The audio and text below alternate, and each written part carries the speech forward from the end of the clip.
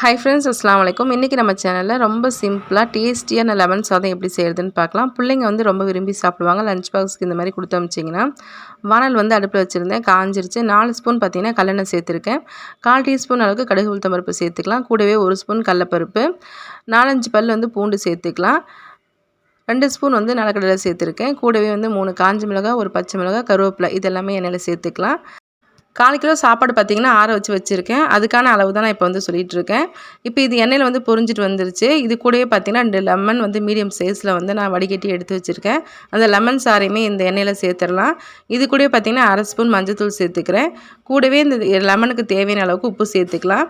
சாப்பாட்டில் ஏற்கனவே நம்ம உப்பு வந்து போட்டிருப்போம். இந்த லெமனுக்கு தேவையான இந்த சாறில் வந்து உப்பு போட்டாவே போதும். இப்போ உப்புமே சேர்த்தாச்சு.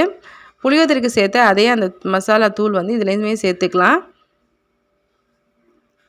சேர்த்தாச்சு. இப்போ இது வந்து எண்ணெயில் வந்து நல்லா பொரிஞ்சிருச்சு.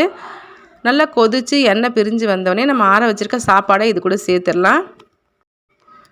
இந்த மசாலாலாம் சாப்பாடு எல்லாமே நல்லா கிளறிடணும். கிளறிட்டு ஒரு பாத்திரத்தில் மாற்றிட்டு அதுக்கப்புறம் ஒரு 2 ஸ்பூன் நல்லெண்ணெய் வந்து அது கூட சேர்த்துக்கலாம். கடைசியாக நல்லெண்ணெய் சேர்க்கறதுனால நமக்கு சாப்பிடும்போது டேஸ்ட் பார்த்திங்கன்னா சூப்பராக இருக்கும். இந்த மசாலா தூளும் அதில் நம்ம சேர்த்துருக்கிறதுனால இந்த லெமன் சாதமே அவ்வளோ ஒரு டேஸ்ட்டாக இருந்துச்சு. நீங்களும் செஞ்சு பாருங்கள், ரொம்ப பிடிக்கும் உங்களுக்கு. பிள்ளைங்களுக்கும் ரொம்ப விரும்பி சாப்பிடுவாங்க. இது கூட உருளைக்கிழங்கு பொரியல் அந்த மாதிரி கொடுத்து அனுப்பிச்சோம் அப்படின்னா பிள்ளைங்க மிச்சம் வைக்காமல் எடுத்துகிட்டு வருவாங்க.